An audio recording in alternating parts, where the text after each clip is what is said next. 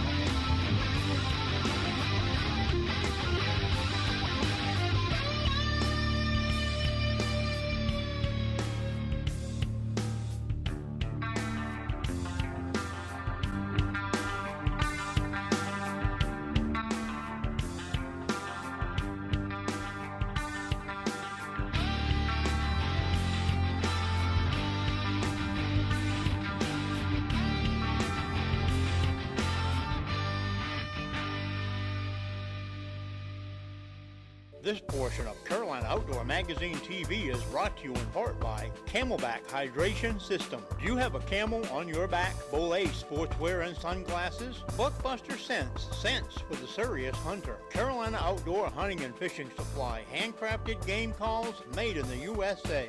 And also by the Triad Bait Company of Lancaster, North Carolina.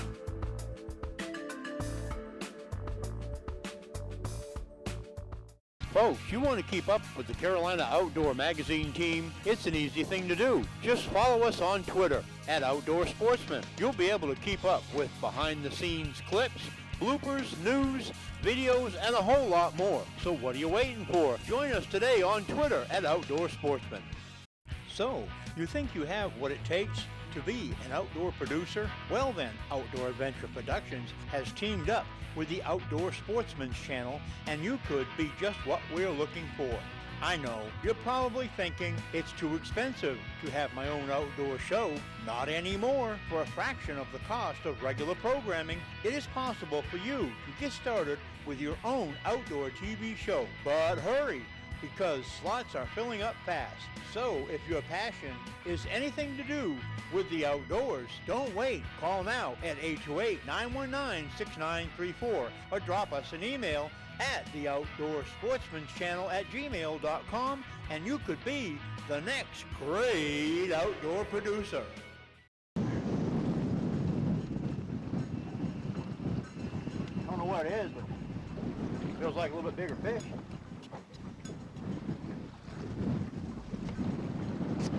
Probably a trout. Oh yes. I was just throwing in the wrong place, that's all. Yeah, that's all it was. Pretty fish. It almost looks like a rainbow trout.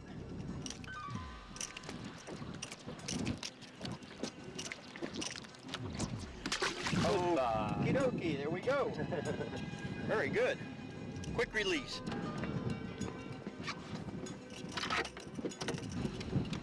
Yes. Oh, that's a little better one. Yeah, sure is. Oh, we got another hook up.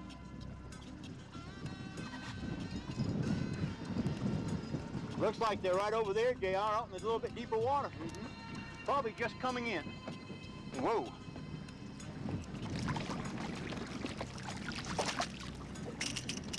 Number 2. Good job. Nice fish. He got a good set of chompers on him too. Yeah. Don't want to lip him like a bass. Yeah. Yeah. He might look like a rainbow trout, but by the time you stick your thumb in there, you'll find out different, won't you? Right. See if they'll take a mullet way over there. Yeah, just pitch it. Let the wind do its job. That's about the right spot. I'll show you real quick how we're rigging up these shrimp. We're using shrimp, and we just take the hook. There's two black dots right there on him, and you just run that hook right in there in that hard spot and come right up just like that. Let that shrimp hang. Now this rig that JR has here, it's a, what'd you call this rig? That's an equalizer float? An equalizer float. And it's got beads on here to make noise, and shrimp make a clicking noise. Right. And when we throw out for these trout, we'll let our float sit, and every once in a while we'll pop it. I don't know if you can hear that click, but that's the noise that it will make. And that just helps as an attractant, especially in murky water for trout, doesn't it? Correct. Because they're more of a sight feeder, and the water's not bad today. But we've been out here in times where the water's been pretty muddy, and you'd want to work that and make that thing pop a little bit more. Exactly.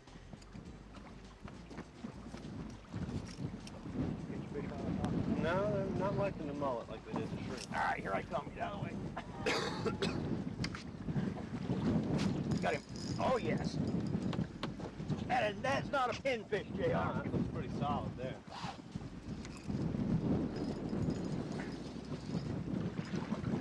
It's going to be one of the better trout, I think. Yeah, he just got tired.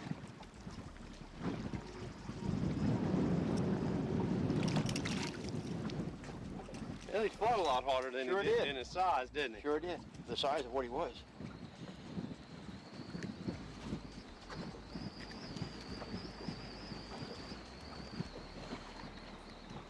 Well, you got that hook down in there.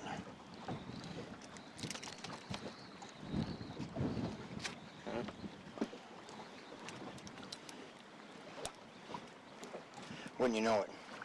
Get that for me.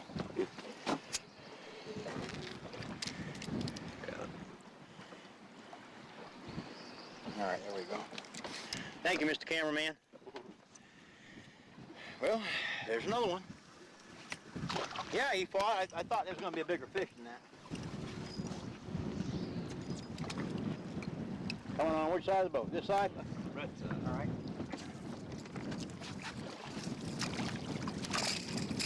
They're not huge, but a lot of fun.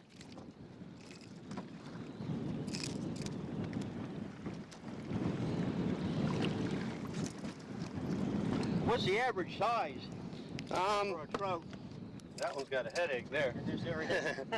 About probably 15 inches, 14 Okay. inches. And on an average outing, JR, I know it might be hard to tell, but if a person comes out with an average outing, how many trout do they expect maybe to catch? Depends on the day, I realize Yeah, that. it really depends on the time of the year. But, okay. In the fall, meaning October, November, 20 or more. Okay. And in the spring, so like that as well. Okay. Summer and winter, less. Right. Okay. It just depends on where they are and what time of year and Exactly. and how active they are when you catch them. Okay. You good? I sure do. All right. Here comes the shrimp. I'll show you how we do it.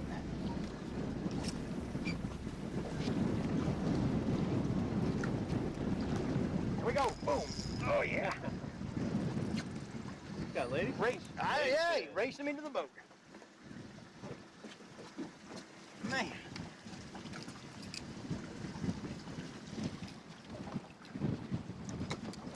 Almost can't reel quick enough. Well,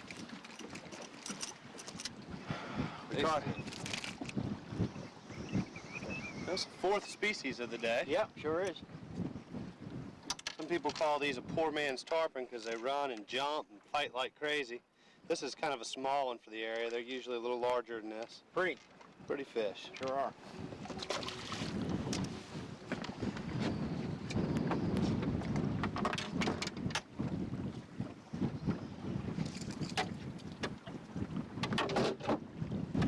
Way back in the grass back there.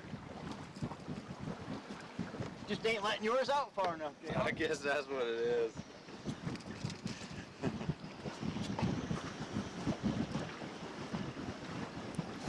Not very big. Ladyfish. Lazy lady. There is. No bluefish. Another blue. Toast it. They're about the most.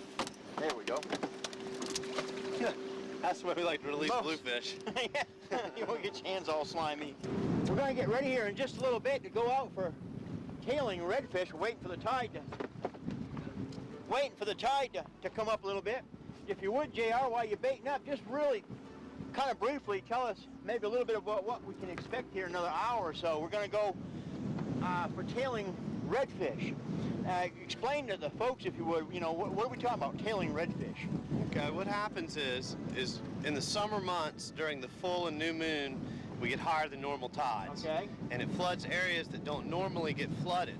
And so those redfish get to get up into those areas and eat food that they can't normally get to. Okay. And so it excites them a good bit. They get up there, and most of the time what they're trying to eat up there are crabs. All right. And what happens is the fish are cruising around in shallow water, usually about a foot deep.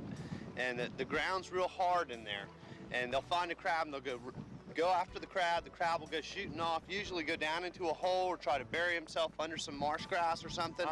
And the fish will stick his face down in that mud, sometimes all the way into the hole, and suck the crab out. Wow, and just stand right up on Yeah, the and he'll back be end. rooting around, and his tail will come up out the water, and that's what we'll be looking for. Okay, all right. Now, folks, we had the opportunity back here about 3 weeks ago to come out with JR, and I've caught a lot of redfish before, but never in the shallows like that. And if you have never done this before, catching a torpedo in a foot and a half, you know, depth of water, it's really exciting. I'll try not to get too excited if I should hook onto one, but it's an experience you probably need to try. We're going to try to catch a few more trout here, and probably another 45 minutes or so? Yep. Another 45 minutes or so, the marsh will be about right, and we'll go ahead and head on up there and see if we can't get a few tailing redfish.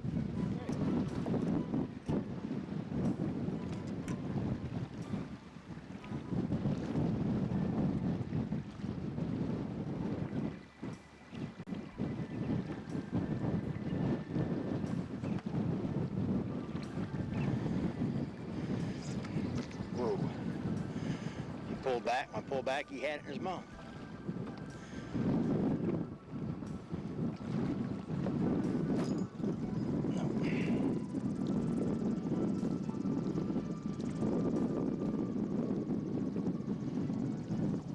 All right, well, nice trout. It's still trout. See you later, trout. No trout? What you got? No bluefish. All right. Well, we've caught what? 3 blues today? 3 or 4 blues. Yeah. Hold dry.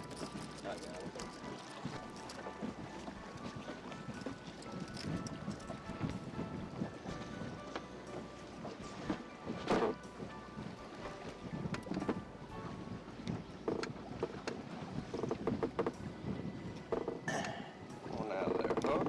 There you go. You know, I'm going to put me on another bait. Good fresh bait. Let's catch a couple more trout, then go look at those redfish. All right, other one. Trout this time. All right.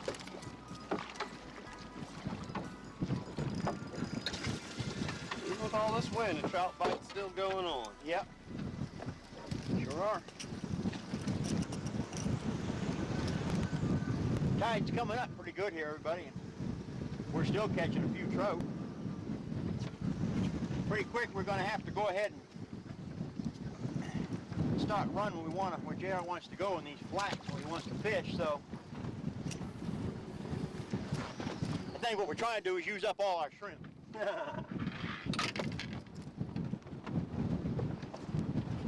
You're catching them right in here, aren't you? Right along that grass edge. Folks, we're going to take a short commercial break. We caught a few trout right here, and we started getting a lot of smaller fish just robbing our shrimp. So we're going to run up to another place that JR knows, another good spot where he wants to go just before we go out on the flats there after the tailing fish. So stick around, don't go away. We'll be right back after a few short messages.